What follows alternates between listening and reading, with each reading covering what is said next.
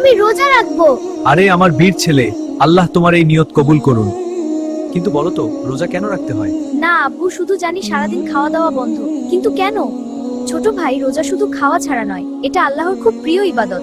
রোজা রাখলে আল্লাহ আমাদের অনেক ভালোবাসেন। হ্যাঁ। হ্যাঁ বাবা, রাসূলুল্লাহ সাল্লাল্লাহু আলাইহি ওয়াসাল্লাম বলেছেন, রোজা একটা ঢালের মতো। এটা আমাদের খারাপ কথা, ঝগড়া, মিথ্যা থেকে বাঁচায়। আর রোজাদারের মুখের গন্ধ আল্লাহর কাছে মেশকের চেয়েও সুন্দর। আব্বু, পেটটা খুব খালি লাগছে, আমি কি একটু পানি খেয়ে নেব? না বাবা, রোজা রাখলে আমরা আল্লাহর জন্য সবকিছু ছেড়ে দিই। এই কষ্টটা আল্লাহ দেখেন, কত বড় কথা। সত্যি আল্লাহ নিজে প্রতিদান দেবেন? আর শোনো, যে ইমানের সাথে সওয়াবের আশায় রমজানের রোজা রাখে, তার আগের সব ছোট গুনাহ মাফ হয়ে যায়। জান্নাতের একটা বিশেষ দরজা আছে, রাইয়ান। শুধু রোজাদাররাই সেই দরজা দিয়ে জান্নাতে ঢুকবে। আর রোজা রাখলে আমরা ধৈর্য শিখি।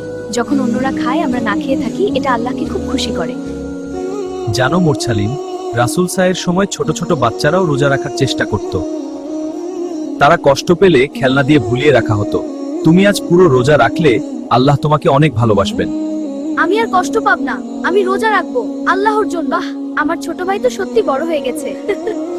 আলহামদুলিল্লাহ, আমার ছেলে আজ পুরো রোজা রেখেছে। আল্লাহ তোমার রোজা কবুল করুন।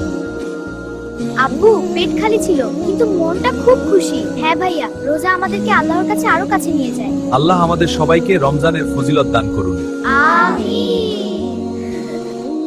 আল্লাহ তাআলা বলেছেন, রোজা আমার জন্য, আমি নিজে তার প্রতিদান দেব।